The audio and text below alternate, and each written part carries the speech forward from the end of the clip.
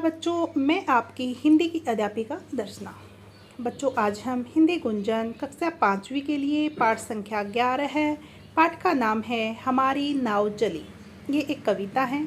इसका एक्सप्लेनेशन आज हम करेंगे और उसके बाद जो है इसके साथ साथ ही दूसरी वीडियो भी आएगी जिसमें क्वेश्चन आंसर रहेंगे।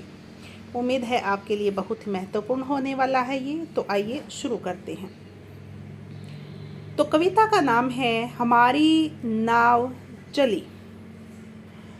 तो इसमें पहले हैं, आओ भैया तुम्हें सुनाए सुंदर एक कहानी है, नहीं राजा रानी की पर है बहुत पुरानी है। छोटी छोटी नावें देखो हमको सैर कराती, पानी पर अटखेली करती सभी ओर ले जाती। तो बच्चों, यहाँ पर क्या कह रहे हैं कवि कि आओ भैया, देखो बहुत ही हिंदी में लिखी है ये कविता। आप 2-3 बार कंटिन्यू ये पंक्तियाँ पढ़ोगे तो आपको समझ आ जाएगी अच्छे से। इसमें कोई भी शब्द ऐसा नहीं है जो कि तद्भव हो या फिर तत्सम हो या फिर कोई और भाषा का हो, आपको समझने में थोड़ी परेशानी हो। हिंदी के शब्द हैं तो आसानी से समझ सकते हैं। तो देखिए, आओ भैया तुम्हें एक सुंदर कहानी सुनाएं जो किसी राजा रानी की तो नहीं है पर बहुत पुरानी है। छोटी छोटी नावें जो पानी पर खेल करती हुई हमें चारों ओर की सैर कराती हैं, उन्हें देखो। लड़के बात बता रहे हैं किसके लिए? हमारी नाव चली। खेल खेल में बचपन में आपने बहुत सारी नाव देखी होगी, है ना? बहुत सारी, मतलब कागज़ की नाव बनाई है। किसने बनाई है कागज़ की नाव? ये कमेंट बॉक्स में मुझे ज़रूर बताना, क्योंकि हम तो बचपन में बहुत सारी नावें बनाते थे।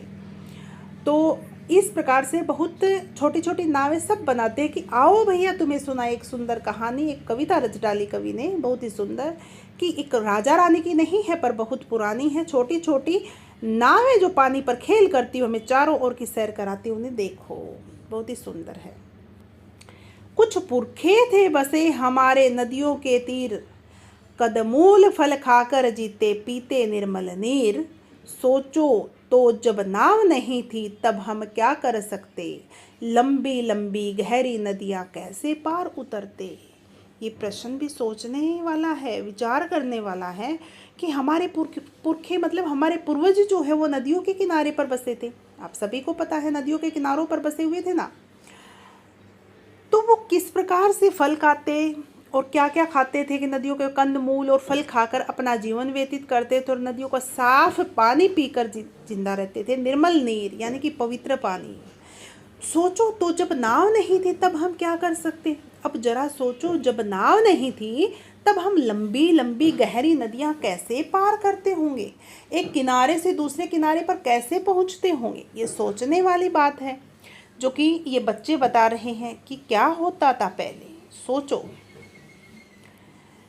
फिर है, लड़के खेला करते थे नित बैठ नदी किनारे तैर, कभी कुछ पार उतरते कुछ रहते मन मारे। एक खिलाड़ी लड़का आया लिए पेड़ की टहनी, जोर लगा पानी में फेंकी रही तैरती टहनी। क्या बताया है इसमें, बहुत ही सुंदर बताया है कि बच्चे प्रतिदिन, नित होता है हर रोज, लड़के खेला करते थे नित बैठ नदी किनारे, तैर कभी कुछ पार उतरते कुछ रहते मन मारे। हर रोज बच्चे जो हैं नदी के किनारे बैठकर खेलते थे। कुछ तो तैर कर नदी पर पार कर लेते, कुछ तैर न सकने के कारण बैठे रहते थे। कुछ बच्चे एडवांस होते हैं, जिनको तैरना आता है वो तैर के अपना खेल खेल में मस्ती कर करके अपना खेल के आ जाते हो। जिनको तैरना नहीं आते वो नदी के किनारे ही बैठे रहते थे। आप सभी को पता है नदियों में, नालों में, नहरों में नहाने जाते हैं हम। आपने भी नाले नहर देखे होंगे। तो इसी प्रकार से वो याद कर रहे हैं, कौन? कवि, अपने बचपन की यादें। एक खिलाड़ी लड़का आया लिए पेड़ की टहनी, जोर लगा पानी में फेंकी रही तैरती टहनी। आप सभी को पता है अगर पेड़ की लकड़ी हम पानी में फेंकते हैं तो वो पानी के ऊपर तैरती है, क्योंकि उसका गुरुत्वाकर्षण बल जो है वो कम होता है पानी की बजाय। देखो यहाँ पर लड़का टहनी टहनी के सहारे से ही तैर रहा है। तो बच्चे प्रतिदिन नदी के किनारे बैठकर खेलते थे। कुछ बच्चे तो तैरकर नदी पार कर लेते, पर कुछ न तैर सकने के कारण बैठे रहते। तभी एक दिन एक लड़के ने खेल खेल में पेड़ की टहनी जोर से पानी में फेंकी। सबको बहुत हैरानी हुई कि टहनी पानी में नहीं डूबी, है ना, ऊपर तैरती रही। तो ये तो बहुत अच्छा हो गया, ये तो कुछ जुगाड़ मिल गया। उसके बाद है, हुआ अचंबा सबको बेहद, टहनी जरा न डूबी, इधर उधर मंडराती जाती, यह थी उसकी खूबी। लड़के सब हो गए इकट्ठे करने को खिलवाड़, लगे फेंकने लंबी शाखें, पीपल हो या ताड़। सबको बहुत ही अचंबा हुआ कि टहनी पानी में डूबी नहीं, मंडराती रही। और सब लड़के इकट्ठे हो गए ये सब देखने के लिए, और सभी ने इधर उधर की टहनियाँ तोड़नी शुरू कर दी। पीपल का पेड़ हो या ताड़ का पेड़ हो, लंबी लंबी शाखाएं जो है वो पानी में फेंकने लगे कि देखते हैं ये डूबेंगी या नहीं डूबेंगी। लड़कों को तो खेल हो गया, ठीक है। तो सबको बहुत हैरानी हुई कि टहनी पानी में नहीं डूबी, टहनी लहरों के साथ इधर उधर होती रही, पर खूबी डूबी नहीं। अब सब बच्चे खेल खेल में पीपल या ताड़ के वृक्ष की लंबी लंबी शाखाएं पानी में फेंकने लगे। अगला है, वे सबके सब रहे तैरते बड़े मौज से, बड़े बहुत बहते लड़के उनको देख खुशी से, आपे में क्या करते पानी पर क्या तैर सकेगी पानी पर क्या तैर सकेगी मोटी लकड़ी भारी, बड़े पेड़ का तना काटने की तब हुई तैयारी। सब बच्चे सोचने लगे कि ये तो छोटी छोटी लकड़ियां तो हम फेंक रहे हैं, तैर रही हैं, तो पानी पर क्या तैर सकेगी मोटी लकड़ी भारी, बड़े पेड़ का तना काटने की तब हुई तैयारी। कि बड़े पेड़ का बड़ा तना काटने के लिए कि मोटी सी लकड़ी पानी पर डालेंगे और देखते हैं क्या वो भी पानी पर तैरेगी। सबका प्लान चल रहा है ऐसे, ठीक है। उन्हें तैरता देखकर बच्चे खुशी से अपने पर काबू नहीं रख सके। बच्चों ने यह जानने के लिए कि क्या भारी मोटी लकड़ी भी पानी पर तैर सकेगी, पेड़ का तना काटने की पूरी तैयारी कर ली। रहा तैरता बड़ी शान से बड़े पेड़ का लट्ठा, उसके बाद गया तैराया बड़े तने का गट्ठा। बनने लगी तभी से नावें छोटी बड़ी हमारी, पानी से क्यों डर लगता, विजय हुई थी भारी। देखो बच्चों ने भी जुगाड़ निकाल लिया। बच्चे भी बड़े मस्त मौला होते हैं, उनको नाव की ज़रूरत नहीं पड़ी। रहा तैरता बड़ी शान से बड़े पेड़ का लट्ठा, की मोटी सी लकड़ी देख रहे हैं, मोटी सी लकड़ी डाली, वो भी बड़े शान से तैर रहा था। उसके बाद उसको तैराया गया बड़े तने का गट्ठा। बनने लगी तभी से नावें छोटी बड़ी हमारी, पानी से क्यों डर लगता, विजय हुई हमारी।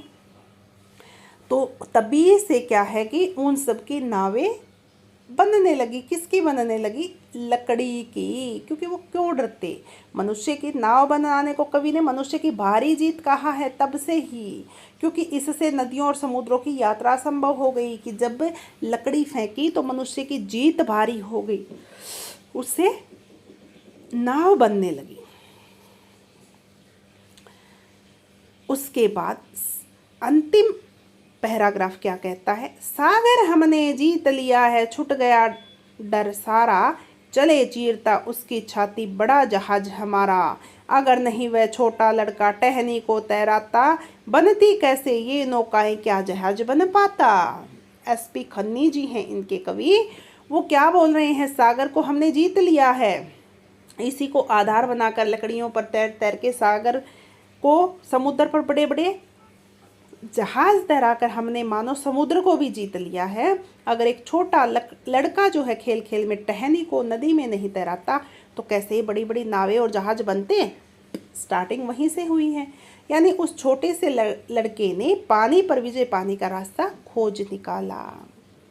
तो इस प्रकार से एसपी खन्नी जी ने बहुत ही जीवंत उदाहरण इस कविता में डाला। किस प्रकार से कुछ बचपन की यादें भी मिक्स की है और कुछ सच्चाई, मतलब सच्चाई ही है। स्टार्टिंग में लकड़ी को ही तैर रही थी, तभी उसको देखकर विचार आया कि क्यों ना हम नाव, ऐसे लकड़ी का ही कुछ बनाए, नाव बना दी और पानी में तैरती रही, फिर सबके लिए आसान हो गया। तो बच्चों ये पाठ जो है वो आपको कैसा लगा आप मुझे ज़रूर बताएंगे। अगर कुछ भी आपको डाउट है तो कमेंट करके बताएंगे। किस किस ने नाव देखी है और कौन कौन नाव में बैठा है ये भी मुझे कमेंट करके ज़रूर बताएंगे। आज के लिए हम इतना ही करेंगे, अब मिलेंगे नेक्स्ट वीडियो में। आप सभी का बहुत बहुत धन्यवाद। नमस्कार।